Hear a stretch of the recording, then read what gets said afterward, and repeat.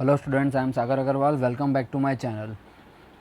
हमारा सब्जेक्ट है social science for class 8। जैसा कि आप सभी जानते हैं स्टूडेंट्स, हमने हमारा chapter number first arrivals of European in India जो हमने ख़त्म कर दिया था, अब हमने उसका रिवीजन स्टार्ट किया है। तो जैसा कि आप सबको मैंने इंट्रोडक्शन पार्ट में बताया था हमारे इंडिया के बारे में, कैसे लीडिंग कंट्रीज़ में इंडिया पहले काउंट होता था और किसके लिए होता था, कल्चर प्रॉस्पेरिटी के लिए, ट्रेडिंग के लिए। डिफरेंट कंट्रीज़ के जो मर्चेंट्स थे वो इंडिया में एंटर हुए थे ट्रेडिंग करने के लिए।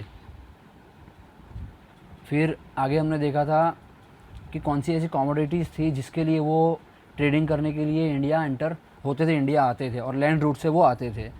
Silk, cotton cloth, muslin, species, ये सारे ऐसे कमोडिटीज़ हैं, इंडियन कमोडिटीज़, जिसकी ट्रेडिंग सबसे ज़्यादा होती थी।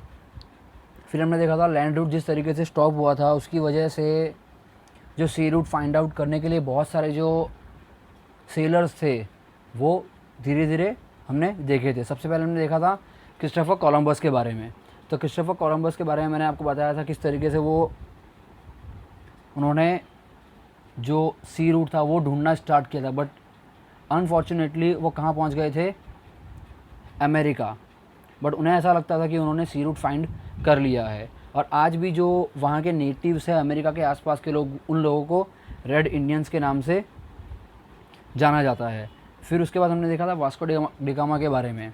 उनका बॉर्न 1469 का हुआ था और 1524 को उनकी डेथ हुई थी। तो हमने उनके बारे में देखा था कि उन्होंने सी रूट जो है वो फाइंड किया था, उन्होंने ढूंढा था।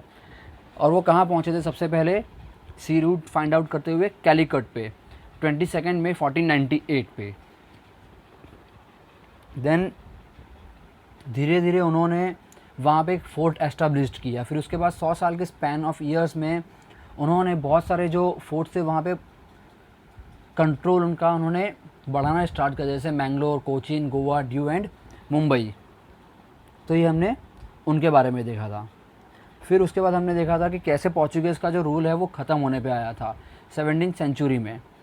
जो शाहजहाँ थे मुग़ल एम्परर, उन्होंने जो सूबेदार ने कंप्लेन की थी शाहजहाँ को, तो जैसे ही कंप्लेन की थी सूबेदार ने, तो शाहजहाँ ने एक्शन लेते हुए हुगली का जो फोर्ट है वो तुड़वा दिया था, उनके जो शिप्स थे वो भी जलवा दिए थे। उसी तरह से उनका जो पोर्चुगीज़ का रूल था उसका एंड होना स्टार्ट हो गया था। उनके जो टेरिटरीज़ थे वो भी उनके हाथ से चले गए थे, जो ड्यू, दमन और गोवा के जो टेरिटरीज़ है वो।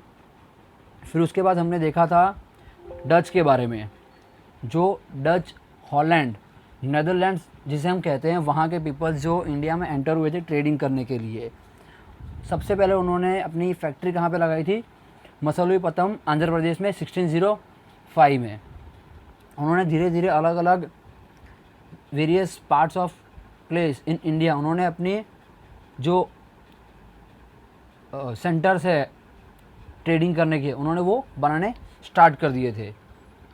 तो उन्होंने एक ये सेंटर्स जो थे वो बनाने स्टार्ट किए थे। उसके बाद हमने देखा था जो इंडियन कमोडिटीज़ थी वो अभी भी डिमांड में थी, cotton, Indigo, silk, rice etcetera. ऐसे तो बहुत सारी इंडियन कमोडिटीज़, इंडियन प्रोडक्ट्स थे वो जो डिमांड में थे।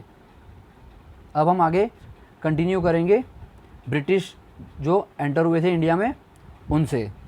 अब हम कंटिन्यू करते हैं। British interest in India. The British establish the East India company in the year 1600 century. उन्होंने कब ईस्ट इंडिया कंपनी कब एस्टाब्लिश की, 1600 सेंचुरी में। This company belong to merchants who wanted to increase their wealth by undertaking trade with India. ये ऐसे merchants के लिए थी जो अपना वेल्थ इंक्रीज करना चाहते थे इंडिया के साथ ट्रेडिंग करके। The first British ship arrive in India at the port of Surat in the year 1608 century. British का सबसे पहला शिप कहाँ पे आया था, सूरत के पोर्ट पे। कब, 1608 सेंचुरी में। Captain W Hawkins, the captain of the ship, was the first British to set foot in India. वो ऐसे पहले कैप्टन थे जो सबसे पहले इंडिया में एंटर हुए थे। He met Jahangir but did not get his permission to trade. वो जहांगीर से मिले बट उन्हें परमिशन नहीं मिली थी ट्रेडिंग करने के लिए। Thereafter sir Thomas Roe arrived in India who acquired the permission to establish a trading centre in Surat.